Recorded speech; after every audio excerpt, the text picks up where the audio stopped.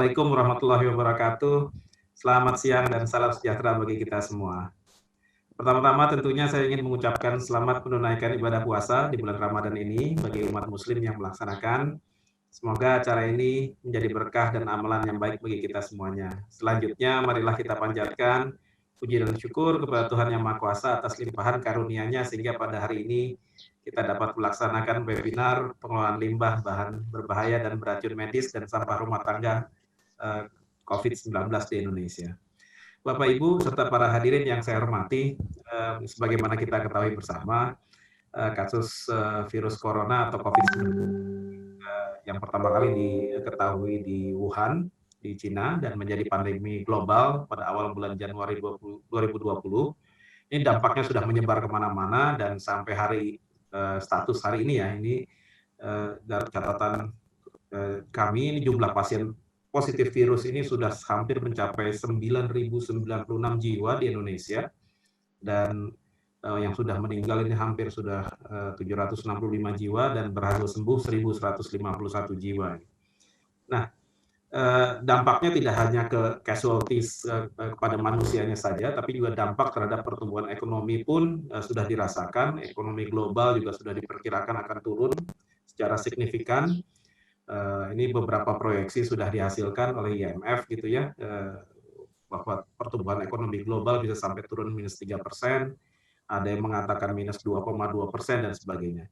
Sementara Indonesia sendiri, pemerintah secara resmi telah memproyeksikan pertumbuhan ekonomi di tahun 2020 ini hanya akan mencapai di level sekitar 2,3% dari target awal kita di RPJMN sebesar 5,3%. Pemerintah Indonesia sendiri tentunya telah melakukan berbagai upaya untuk dapat menangani dan menghambat penyebaran virus ini, yaitu salah satunya adalah membentuk gugus tugas percepatan penanganan COVID-19, termasuk juga menetapkan rumah sakit darurat COVID-19, perlakuan sosial dan physical distancing, pelaksanaan PSBB, termasuk juga yang mungkin agak buat teman-teman kementerian lembaga agak heboh belakangan ini adalah realokasi dan penghematan anggaran belanja KL untuk penanganan COVID-19.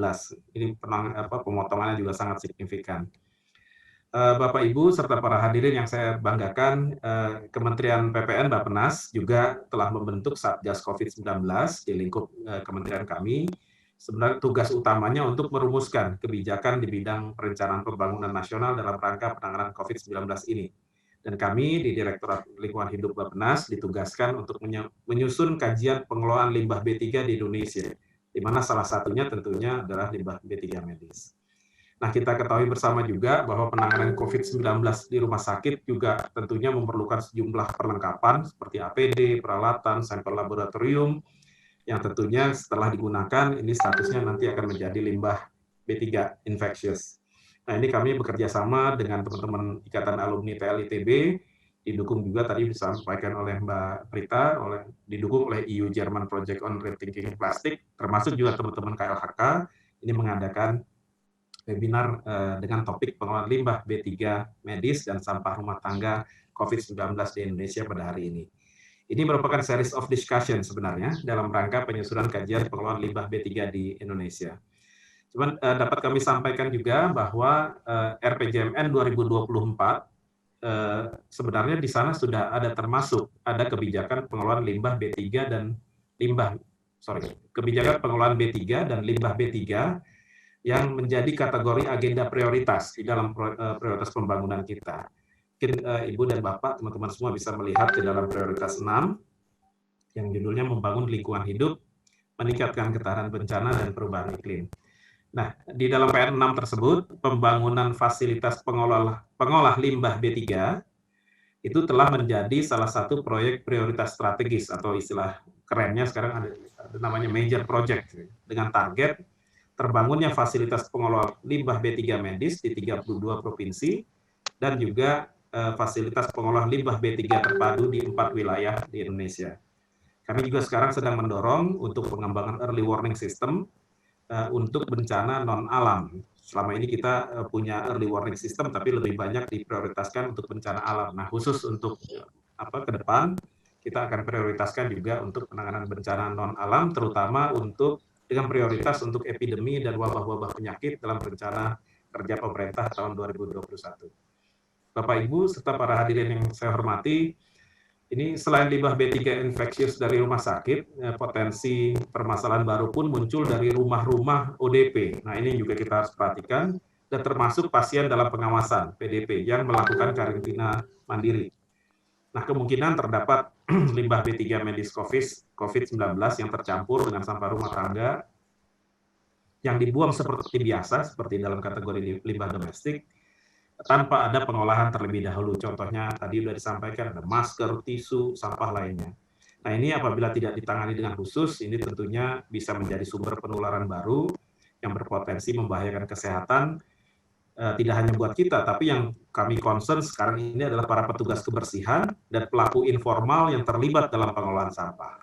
Nah, kita tidak boleh tinggal diam ini. Setiap nyawa memiliki nilai yang sama, berharganya untuk dapat kita jaga dan selamatkan dari serangan pandemi COVID-19.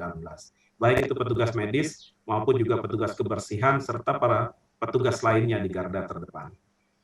Bapak, Ibu, serta para hadirin yang saya hormati, selanjutnya kami berharap melalui webinar ini kita dapat berdiskusi serta mendapat tanggapan, dapat masukan dari seluruh pihak terkait sehingga menghasilkan rekomendasi pengelolaan limbah B3 medis dan sampah rumah tangga COVID-19 yang betul-betul optimal ke depan.